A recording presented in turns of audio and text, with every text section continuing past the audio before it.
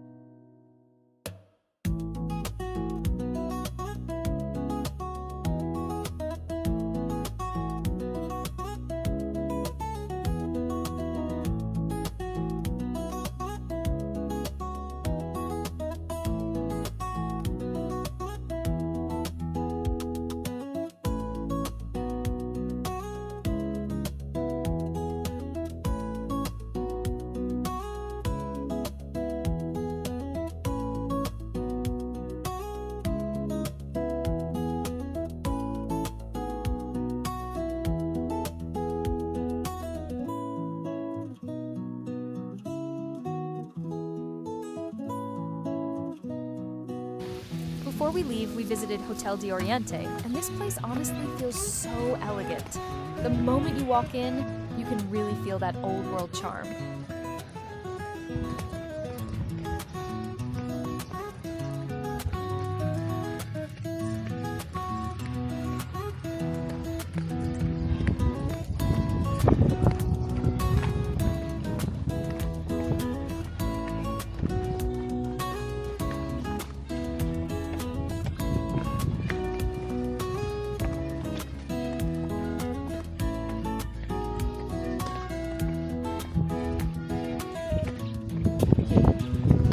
This hotel used to be one of the fanciest places back in the day, and you can totally see why. The space feels open, the details are beautiful, and everything just looks so well thought out. I love how it's quiet, but still feels grand. It's the kind of place where you naturally slow down, look around, and just appreciate where you are. You can't help but imagine what it was like before. Guests walking through these halls, conversations happening in the corners, people just enjoying the moment. Hotel de Oriente isn't just nice to look at, it really gives you that feeling of history, like you're part of the story for a little while. Definitely one of those spots here at Las Casas that you shouldn't skip.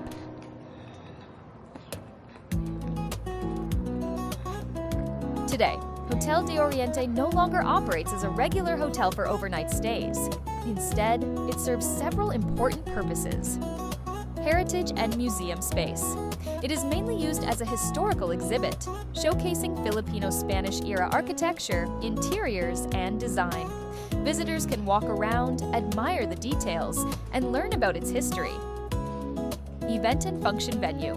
Hotel de Oriente is often used as a venue for events such as weddings, receptions, cultural programs, photo shoots, and special gatherings because of its elegant and classic look. Cultural landmark. It plays a big role in preserving and presenting Filipino history and heritage, allowing visitors to experience what grand hotels were like during the Spanish period. Saan yung sinasabing museum? Tourist attraction. It is one of the most popular spots in Las Casas for sightseeing and photography, especially because of its timeless and elegant atmosphere. Now, Hotel de Oriente isn't really used as a hotel anymore. It's more of a heritage space and event venue, which honestly makes it even more special to visit. That's what you put in the oven and why is it get hot?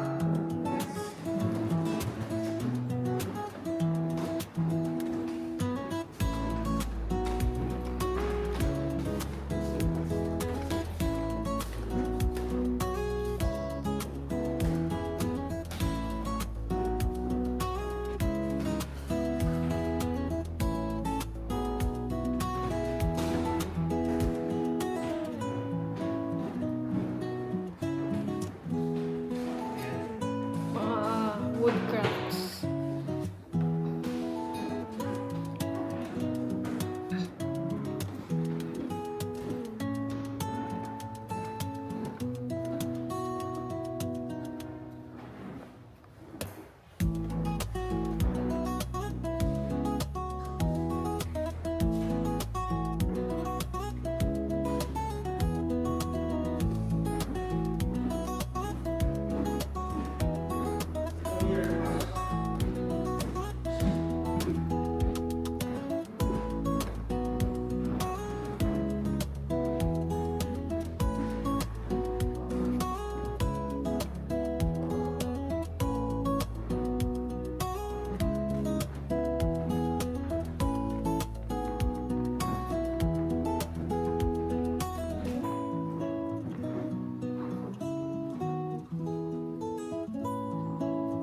Our last activity before we leave is the Heritage Tour. We'll be walking around, learning about Filipino history, and exploring these beautiful old houses.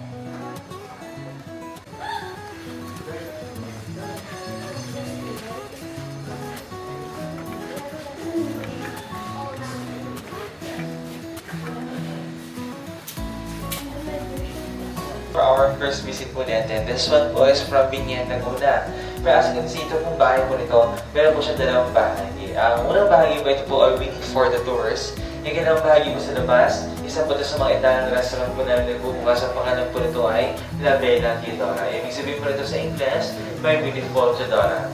But for our first part, ito po na Wendy here, 1700 sa mga may-ari po ni Don Gregorio Alonso.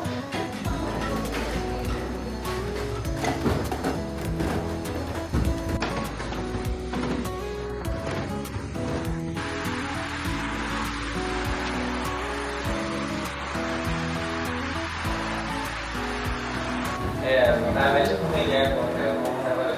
And this one, our pastelera, we put here the king or the stick, the umbrella. Okay?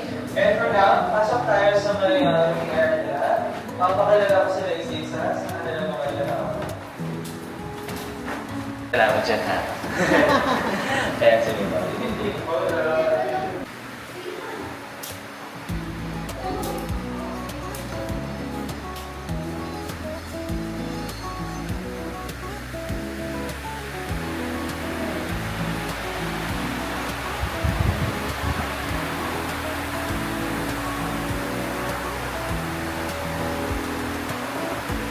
Yan po. And okay guys, before tayo mag-proceed for our next house, as you see over there, mayroon po tayong isang simbahan na replica from Balanga City, Bataan. Tinatago po siyang Santuario de San Jose or St. Joseph Cathedral. But still, yung ating simbahan po, isa po siya sa mga replica. At ito po yung ginagawa pa rin po. Pwede po yung makapasok po sa loob if you want po. Dahil lang, mag-remove lang po tayo ng footwears po. Okay? And for our next house po natin, dito po tayo punta. From Baliwag, Bulacan, built in the year of 1898 in front of Baliwag Church, and owner by Captain Fernando Berhal de Dios. Our Casa Baliwag Uno, this is our private house before by Family Ocosor, and Family Ocosor owner in this resort. But soon, they're making a rental house po. That's why we're not allowed to go inside. Other houses we're not allowed because they are rentals, and other houses, they are renovation po. Sorry? Oh, as you can see, we have a small house here in your left side. And this one our good example for our rental house. Good for 6 person and they have a 3 rooms inside. And as you can see, this house was just look old outside, but inside it is modern type. They have aircon, Wi-Fi, mini ref, complete amenities for your bathroom. And also they have a freebies. Every 3 a.m. they have a grime baby inside. Just kidding. Okay, just joking. Okay, let's proceed this way for our next house.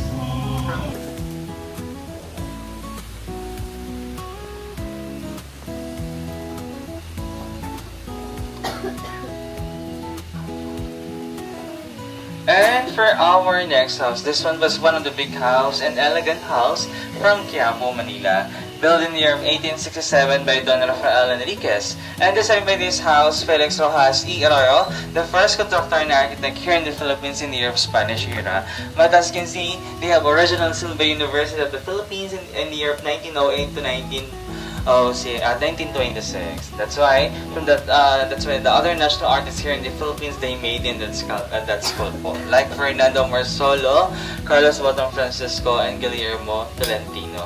But the School of Finance of UBD transferred from the Padre Power System nila in the year 1927. That's why the House of Casa Quiapo before, they have many establishments like bowling alley and girls, boys dormitory. And sad to say here in this house before, they have abortion clinic and sex live show. Also, before we go inside, you will see they have a knocker. This is our doorbell po before. Yan, like this. Tao po, like that. And before we go inside, as you can see, we have a big door and small door. From the big door, they call Puerta Mayor, using way for our carriages and horses. But for our small door, Postigo, way for our Filipinos po. Why? Because this one is our standard size po, or standard height also. Because our real height of Filipinos are around 4 feet to 5 feet. That's why this one our standard size of door before. But for now, we can go inside at the first floor.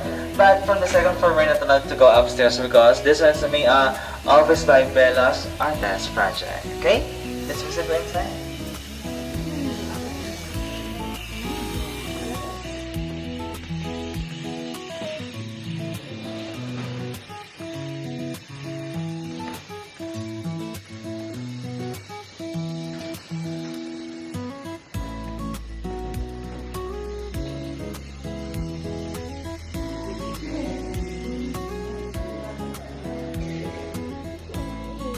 Okay guys, this building was around 50 to 60% they're still original. Other from the second floor, ceiling stairs, they're still original.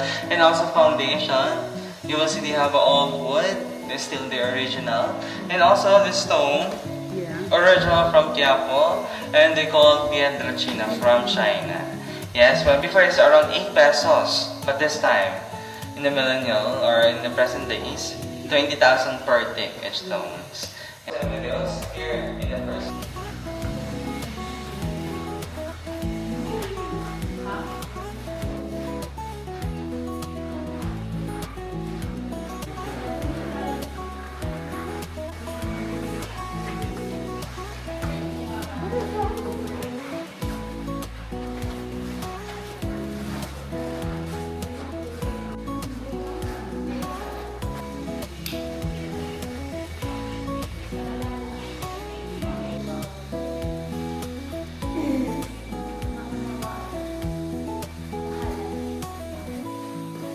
Our also Pinoy games or Filipino game they call Luksong Baka. And also the two whispering kid they call this one our Marites and are gossiping outside. Okay? And this one po at the back, this house is from May Kawayan, Bulacan, built in the year of 1913 by Theodore Escoto. But first, built in San Fernando, Pampanga, and they sold by Mr. Rogelio Rote in the year of 1950. That's why that house they transferred from May Kawayan, Bulacan. But for now, our Casa May Kawayan, they using for a rental house, good for 10, and they have a 5 rooms inside po. And other side, you will see they have typical houses from Tondo, Casa Tondo. And as you can see from the window from upper part, you will see they have a roof. They go in Tagalog in Palanto. Sa English is canopy, Majago in Spanish, or but for now, our Casa at Tondo is they using for a rental house, good for 6 persons because they have a 3 rooms inside. Other side, you will see they have a big mansion over there, the color sky blue. That mansion our oldest house here in Heritage. Casa Candaba from Candaba, Pampanga, built in the year of 1780 by Pelayo family. 1961, they're using that mansion for national artist for film by Direct Jared De Leon, and one of the immortal epic movie, Noli Me Tangere, and one of the Nobel by Dr. Jose Rizal. But in the year 2070, they use it for commercial building. That's why at the first floor, they have a pharmacy, clinic, size store, and tailoring shop. Second floor before, we have a big cinema. But for now, our Casa Candaba, they using for a main office, driver's quarters. But at the center, at the back of that fountain, a color gray, that house our special house from Mexico, Pampanga. And they found dismantled in the junk shop. And how to reconstruct again the House of Casa Mexico using the old photo or lumang larawan. This one our basis or references to reconstruct again the House of Casa Mexico. And old pronunciation in Kapampangan, Mexico Pampanga, because they found so many chicos from Mexico Pampanga. They called my chico until they called Mexico Pampanga. And later on they called Mexico to Mexico. Okay, but for now our Casa Mexico, they using for a rental house. On the other side, in your right side po, you will see they have a house for that there. Originally is from Unisan, Quezon Province, and built in the year of 1839 by Antonio Maxino, and that house the first stone house from Unisan, Quezon Province. But for now, our Casa Unisan, they using for a Filipino restaurant, name is Kusina ni Nanay May. But for now po, the Filipino restaurant is closed po later. Yeah, po, for dinner time, we have open for Spanish cuisine po from Cafe del Rio. Okay, for our next house, let's proceed this way for our one of the youngest house from Lubao. Let's go up po. Yeah, kapag gusto niyo po gumamit po ng restroom, we have a restroom po inside.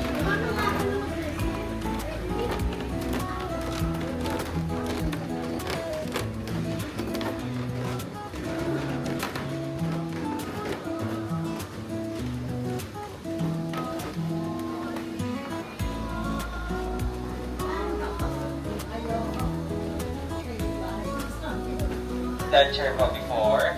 And also, you know our height of Philippines around 4 feet to 5 feet. That's why this is our standard chair. And they have a saying, this chair is for comfortable, you're pure Filipino. But if not, you are not pure Filipino. Okay? And also, this chair they call galinera. The galinera is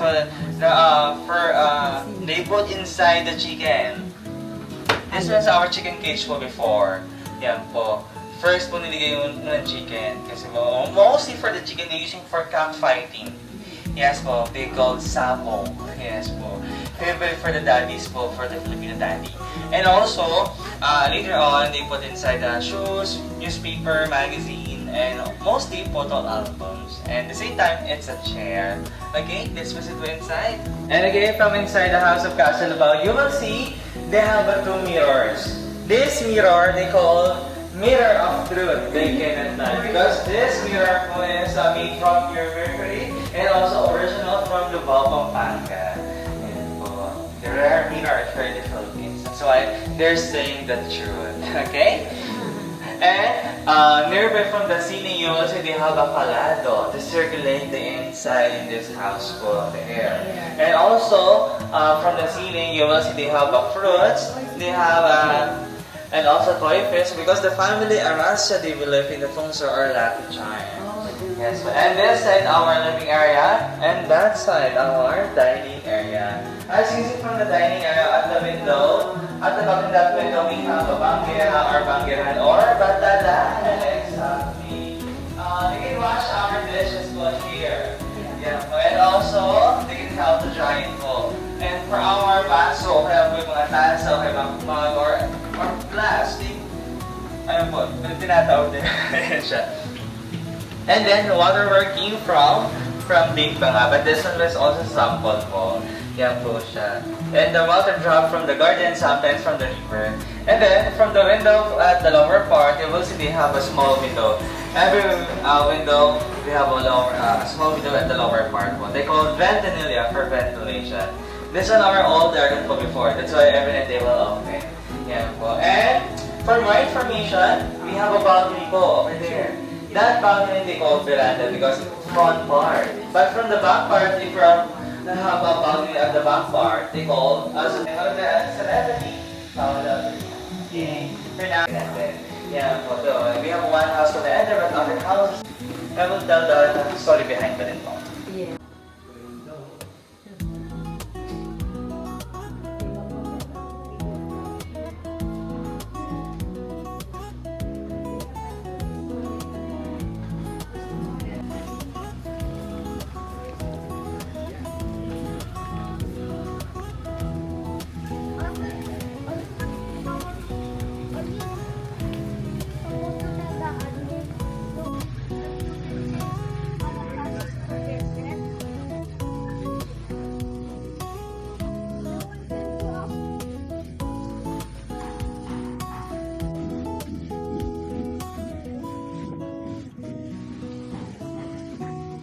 And good example for Azatea, back of the balcony. This one is originally from Munisan, Quezon Province po.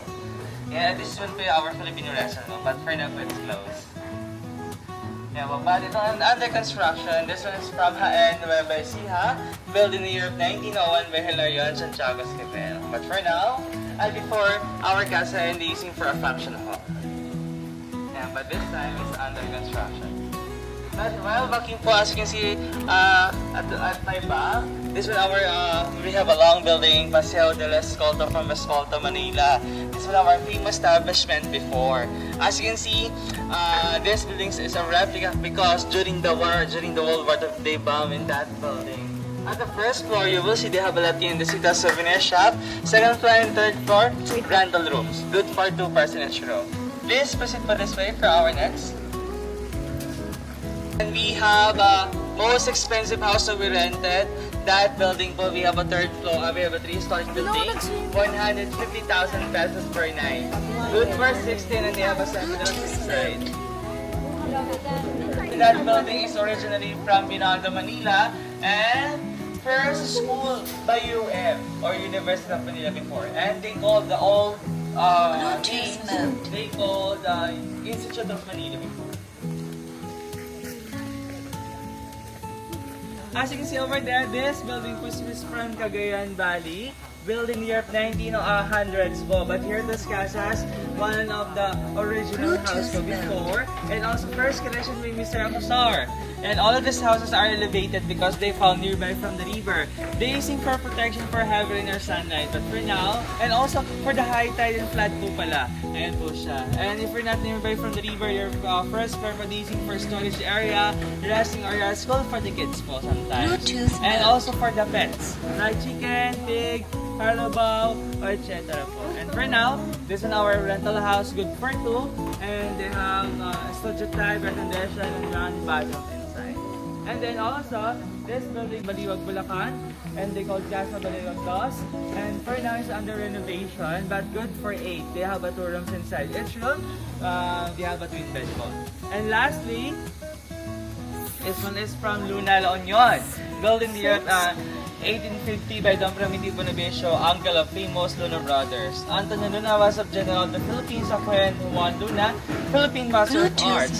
Luna La Union before is na Macpaca La Union. They changed the name in the year 1906 to give respect from the Luna brothers. But in the year 1842, they using this mansion for headquarters, the United States Armed Forces in Northern Luzon. One of the meeting in this house, how to kidnap General Tomoyoki Yamashita, leader of the Japanese. But in the year 1970, they using for convention, one of the visitors before our late president here in the Philippines, Ferdinand Marcos Sr., our late president. But Marcos Sr. building Bataan, the Bataan Nuclear Power Plant. Yan po, yung malayo po doon, color gray. Bluetooth mode. But before we go inside our last house po, you will see they have a discrimination po before. They have a liping sa gigilid and a liping na mamahay. We have a small hallway for a liping sa gigilid.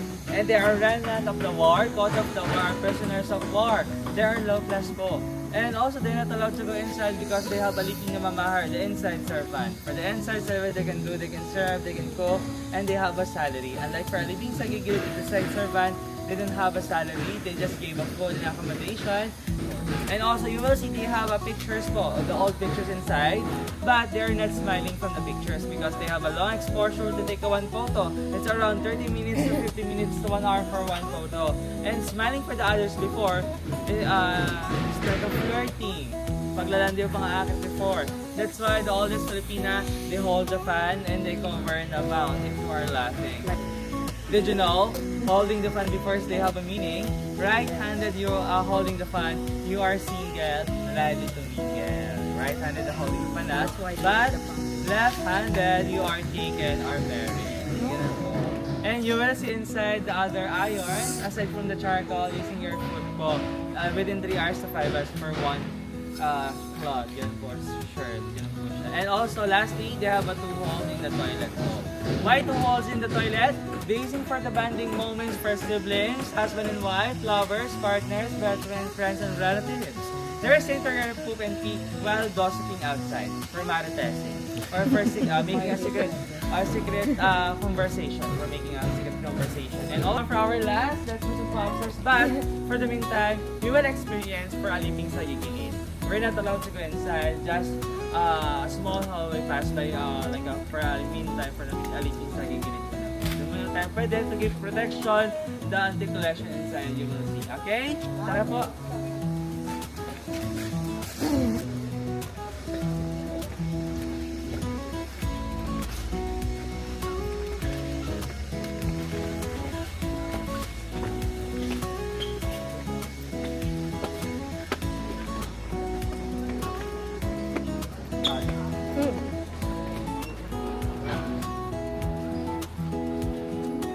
Yeah, but for now po, remove again our footwear.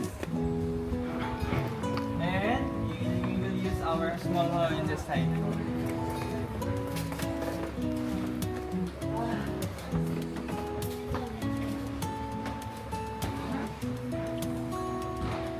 Yeah, okay po, tara po. By the way guys, for our first room, this one our dining area. And also, this small hallway, they call Gulada. Very for aliping sa gigilid. Yeah, it's like acting servant po na po tayo. Like side servant. Yeah, po. But, you will see for our next room, this is our living area. Or instead, they call Sala or Sala Mayor. You will see they have so many plateras, they have chairs, they have musical instrument, and all pictures there are not smiling from the pictures.